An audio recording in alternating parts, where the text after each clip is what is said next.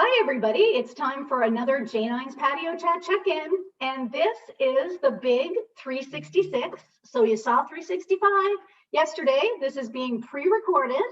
And it is 1 year ago. When you see this, it will be 1 year ago since I started my patio chats, which would be March 16th, 2020. And so thank you so much to my brother, Dr. Bryce McNeil. Yes, you've never heard me refer to him in that way. He is joining me today, and he is the Director of Student Media at Georgia State University. So thank you, Bryce, for taking out some time for your sister. Hello, more than happy to. I really appreciate it. So I think folks will notice that we are all geared up here for Cape Breton. For those that have a really good eye, back there in the corner, I've got my Cabot Trail photo up. I've got my alumni hat on, always orange. Everybody, CBU, UCCB. And of course, my Cape Breton shirt that I got from the Best of Cape Breton. And Bryce, you really are doing a great job of representing Cape Breton there in Atlanta, Georgia. So tell us what you've got. Tell us what you've got on. This is the we will. I think this is the "We Will Rise Again" hoodie that I got. The home of our hearts, Cape Breton. I think that is from actually Heather Mizzy's business in Cape Breton. Yes. Indeed, and I'm rocking a retro Cape Breton Oilers hat there. I mean, it's not, I say retro, it's just retro. It's not an old Cape Breton Oilers hat, it's a newer one. For all everybody that remembers the AHL team that played in Cape Breton in the late 80s, early 90s. And I have two flags behind me. Most people will probably recognize the one to my right and to your left, which is sort of the official, unofficial flag of Cape Breton Island. It's the flag that most Cape Bretoners fly everywhere they go, but it's not actually, I don't believe it's actually officially recognized anywhere. It's just the flag we all have and know and love and adopt. And to my left and to everyone else's right is actually the official recognized Cape Breton flag by the Nova Scotia legislature, which is actually not as often seen, but when I was able to track one down online, I got it up on my office right away. Well, that is great. Well, now everybody will know, because this will be the fourth of a four-part series, if I was able to get everybody that said they would do it. And again, this is being pre-recorded, folks. So if you've only seen three, then a fourth is coming at some point. But hopefully you're 4 of 4, Bryce. And I asked everybody the same questions. And the first one was, and actually I meant to do this and I didn't. I did it for the others, but I was going to look up the first day that there was a COVID, an individual testing positive in the US, but we can look, everyone else can look that up.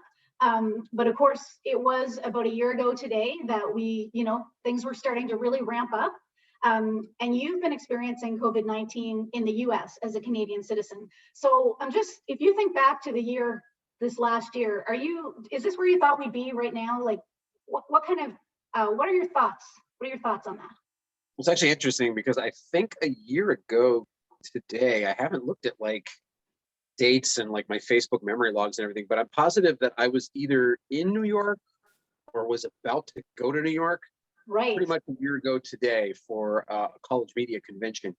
And so at the time, and then I was also supposed to go to Tampa for WrestleMania, which was scheduled for April.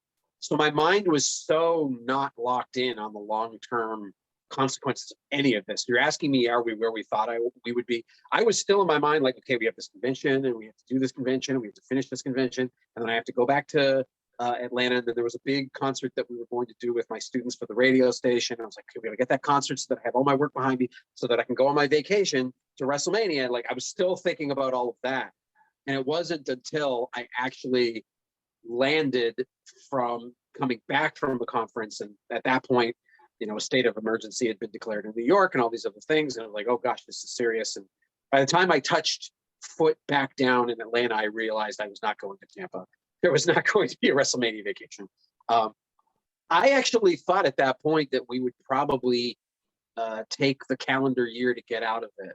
I don't know if I thought we'd be where we are now. I thought we would be a little bit ahead, but when it really dawned on me how serious it was, I actually didn't really have any kind of, I went from like 0 to 60. I remember when the news first broke, I was sort of like, oh, this is kind of funny how like we have to cancel this, that, and the other thing. because in a few weeks, this, that, you know, like this is not such a big deal. And then like having just this moment of clarity where like, oh wow, like this is gonna like shut things down for a long time. I kind of thought we'd be a little bit ahead of where we are now, but not by much. Right. Well, and I remember actually when you were in New York, we chatted while you were, and I was really nervous. Big surprise. Everybody's heard me talk about it quite a bit. So unlike you. So unlike me to worry about my family, but I was really wanting you to get the hell out of New York and get back home. And I'm glad. Well, I'll tell you what, true story. My last night in New York, I went and ate at a somewhat crowded restaurant across the, I think is it Schwartz's or whatever the place is that has the really good cheesecakes. It was across from the hotel I was staying at. And it was pretty busy. And I remember like looking around thinking like, oh geez, like all my family members would hate the fact that I'm in this packed restaurant. But then I proceeded to go to my hotel room and sleep for like a zillion hours, like out of the company of everybody. So I went from like, probably putting myself in more reach than I should have to like completely isolating myself. Yeah, and then the next day, once I got on a plane and got back to Atlanta, it was all about kind of cocooning myself as soon as I could. Yeah, so you've done that, and you've done it with Kat and your brood of animals. Yes. But if you will, by the time this airs, you will have seen the other chats, so you'll know the second question. You know how I love to focus on positive as much as I can. So COVID's packed a punch, and there's no need to review how it's impacted you personally. I mean, you're not here, and we want you to be here in Canada, and more specifically in Halifax or Cape Breton. But I think we could agree that there are some silver linings to COVID as well. And one that I've shared many times, you've heard me share, is that I've gotten to see my immediate family, unfortunately you excluded, but I've gotten to see them a lot more than I normally would have. I've gotten to work from Cape Breton, and that's been really great. So for you, what would be some of the maybe silver linings that you've seen during COVID? Well, yeah, the work from home thing is kind of interesting, you know, getting to either be with Kat or around the animals while I'm working is kind of fun and is a trip. I actually think that while it's unfortunate I haven't been able to come home, like I've done things that I might not have otherwise done. Like Kat and I, for our Christmas trip, since we couldn't cross the border, we actually went to a charming little town called 6 Mile, South Carolina, or well, technically we're staying just outside of 6 Mile, and just had some of the most fantastic food because we kept going to this like local market shop where they had like completely unpasteurized milk and completely like locally farmed steaks and things like that. We just had this wonderful little serene vacation with like campfire and everything like that. And it's the kind of thing we would not have done otherwise because we would have been home, which would have been great, but it was kind of like a nice different slice of life for the holidays. And it's been a chance. I mean, I work at a pretty big public institution. I mean, we're the most attended university in the state of Georgia. And it's been a chance for my university to really flex its muscles a little bit on innovation in terms of delivering content online and, even medical advances that have been coming out of our university and other universities in the state. So it's been a good chance to feel a great sense of pride in my place of work, my place of employment. And then thirdly, kind of reiterating what you said, like we're actually like doing something that we had the technical capability to do all along, like having all these video chats and Zoom chats, and like we had a big kind of family reunion over the holidays, which technically we always had the technology to do, just never thought to do it. It's kind of put thoughts in our head that are positive thoughts that we hadn't otherwise entertained before.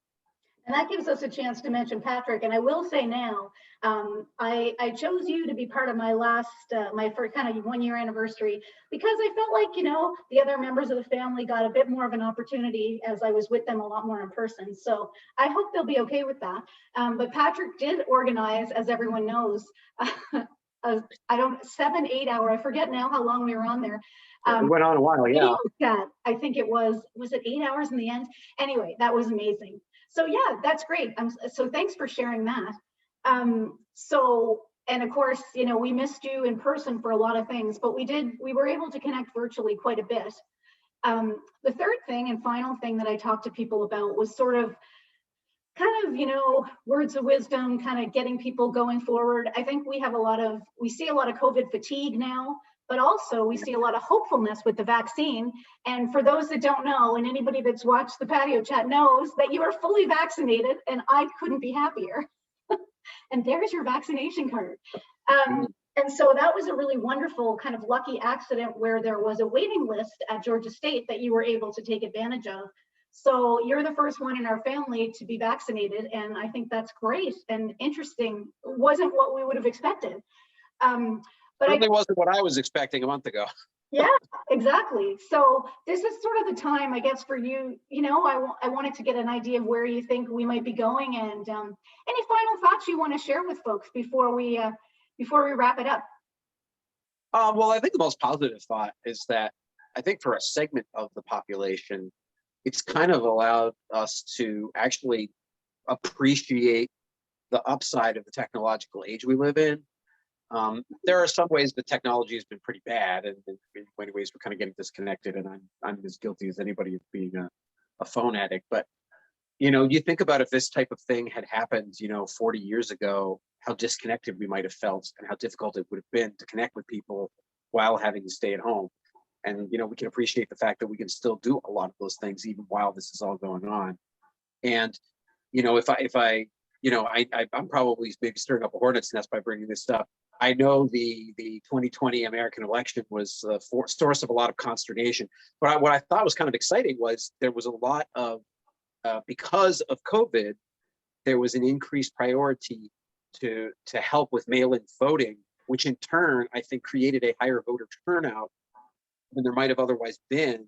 And regardless of what your political affiliations or aspirations are, I just think it's really cool when more people participate in democracy. I call me a snob on that. So it was kind of cool. Like we kind of steered our way into that. So we've actually managed to have some cool conversations about things that we can do that we always, again, have the capability of doing, but this pandemic kind of put in our faces to make us consider more. I think that we will probably not come back too quickly.